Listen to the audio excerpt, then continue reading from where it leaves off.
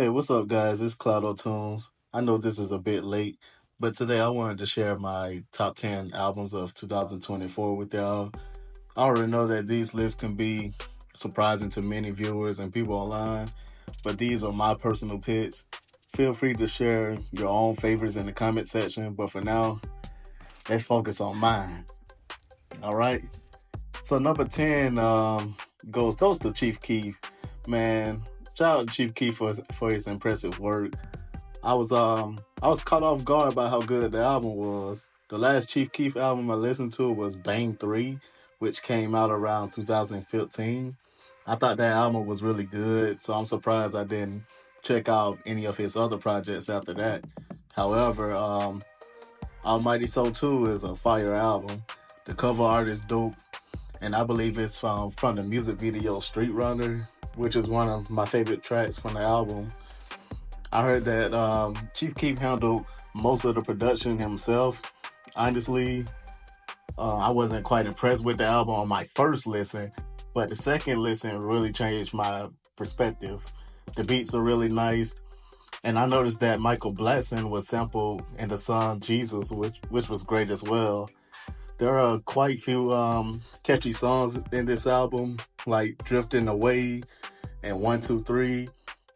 While features weren't necessary, I do appreciate them. Sexy Red really did her thing on Grape Trees. But just a heads up, there's a lot of gunshots in that song. Overall, Chief Keef really impressed me with this one right here. It's definitely worth a listen, especially if you haven't checked out his music in a while. I just wish there were more music videos from this album. All right, number two. Number nine goes to 21 Savage with his album American Dream. This album had high expectations, and many people were eager to see what it will offer after his last release. However, I didn't delve deeply into. I mean, it didn't. He didn't dive deeply into the theme of the American Dream, aside from a few tracks like All of Me and Letter to My Brother. Unfortunately, this album somewhat overlooked since it was released early in January. That said, it doesn't take away the fact that this is a really good album. I really enjoyed it and found it had no skips. The features were good too, included Doja Cat, Young Thug, Lil Durk, Travis Scott, Summer Walker, Brent Faiyaz, Burna Boy, Mariah the Scientist. I'm not sure why Metro Boomin is listed as a feature on this album. He seemed to think he was wanted a rapper last year for some reason. But regardless, you can't deem this album as trash. I had many of these songs on repeat, especially Red Rum and Never Have I Ever. Those are really went off on that track, by the way. If you're a Young Thug fan, you'll really love Pop Your Shit, where he had two verses on that one. Travis also did a great job in Nina. Shoulda Wore a Bunny is a fun song that became a meme between me and my girlfriend. And Just Like Me was solid too with Burna Boy. But great album.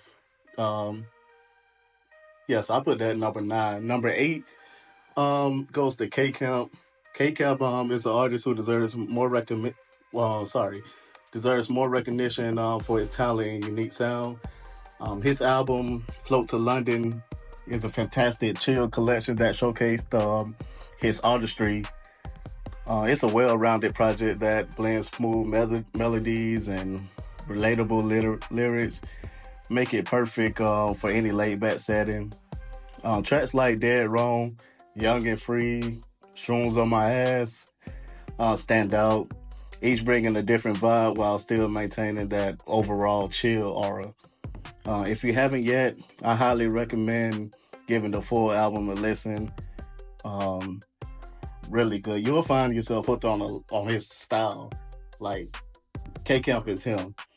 All right. So number seven, from the cover, it go to Party Next Door, which is Party Next Door 4. From the cover of the album, you could tell PND would be on some freaky stuff. This is an instant PND classic. One standout moment is the way he masterfully samples DMX in the "Lose My Mind" song. transforming that raw into a smooth R&B vibe that feels both fresh and nostalgic. Crazy to this day, I'm still listening to "Make It to the Morning." Her old friends is a bop. No chill a bop. Real woman a bop. This some real certified lover boy music right here. All right, I'm gonna go to number six, which goes to Big Sean's album "Better Me Than You." Um, this album was released after the tension settled between Drake and Kendrick Lamar.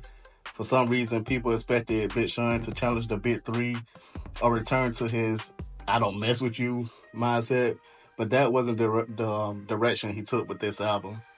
Instead, we get a more mature version of Big Sean. Some of the songs can uplift you, such as "On Up," "Break the Cycle," "Something," um, and there's some other great tracks on here, like "Yes," like the hype type songs, like "Yes," "It Is What It Is," "Iconic," "Typecast." The transition from "Iconic" to Typecast is really smooth, by the way. But although the album had poor first week sales, that doesn't really reflect the quality of the album. Number five goes to Future. It feels like last. It feels like Future was out the. He wanted to make a big impact in 2024. Um, Mixtape Pluto. I had it on repeat for several months, and tracks like "Little Demon" with this amazing ad libs really stood out. The producers on Southside, Wheezy, um, they did an excellent job creating the beats for songs like "Ready to Cook Up," Platowski, Brazier. Listening to this project kind of made me feel like I was on Pluto. I mean, Future truly don't miss. What else can I say? South of France, Surfing a Tsunami were amazing too. The album featured no guests, and it honestly doesn't feel like it needed any after listening to it. I honestly enjoyed every single song on this project. Number four, um, yeah, we got a taste of the Future Hendrix combo. Number four goes to "We Still Don't Trust You." Um, it feels more aligned with the Hendrix album. The replay value is impressively high. I found myself drawn to a time and drawn to it time and again. What surprising me the most is that this album is labeled as a hip hop rap album, as it doesn't really resonate with traditional hip hop elements, except for the last six songs, which is on disc two. Overall, it's an outstanding collaboration between Future and Metro Boomin. Filled with amazing production and compelling lyrics. The tracks that truly stand out include "Drink and Dance," "Nights Like This," "We Still Don't Trust You," "Out of My Hands," "Beat It," um, "All to Myself" showcased, vulnerability. "Beat It" really demands your attention, though. But let's move on. Number three, I'm giving the three spot to "Forever Going In" by Rich Homie Quan. It really saddens me that Rich Homie Quan passed away too soon, because I believe this album could have helped him make a comeback. Rich Homie gained a lot of recognition from his Going In mixtape series. So if you was a fan of the old Rich Homie, and especially his mixtape, "I Promise I Would Never Stop Going In," then this album is for you. Be prepared for the length, though.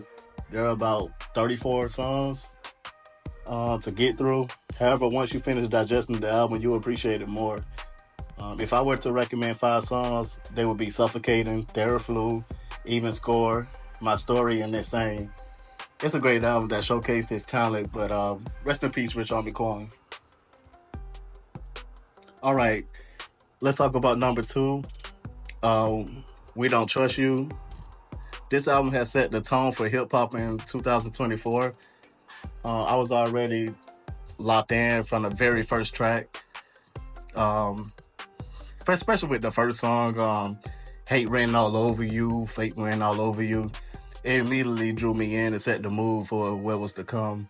At this point, y'all could probably tell that Future is one of my all-time favorite rappers. I've been listening to Future since 2010, and it continues to amaze me how consistently, he delivered bangers after so many years in the industry. The production on this album is outstanding. The beats are not only fresh, but also carry a sense of nostalgia, particularly in tracks like Fried, which remind me of the mixtape era of hip hop. There weren't any features listed at its release, so when I heard that Kendrick Lamar was on Like That, it was a nice surprise that added another layer of excitement. Overall, We Don't Trust You is a testament of Future's enduring talent. The Future fans really ate last year. All right, number one. Number one goes to Kendrick's album, GNX. Um, this is one of the best stealth releases in recent memory. We all kind of assumed he was working on the album, but nobody expected him to drop it in 2024. In my opinion, based on the lyrics, it seems like most of the songs were also created in 2024. This album had the highest replay value of all the albums I listened to last year. There are several catchy tracks on here like TVO, Squabble Up, Dodger Blue, and Luther. Songs like Gloria and Reincarnated showcase his exceptional songwriting skills. Kendrick was already having a great year before this album, but he really took off after its release. I think I prefer this album over his last one, which was Mr. Morale and the Bit Steppers. But yeah, so that's my top 10 albums of 2024. Let's see what 2025 give us. Just yeah, we'll see. I know Cardi just dropped, but go ahead and share your favorite albums of 2024 in the comment section. Like and subscribe if you want, and I'll be reading all comments. Thanks.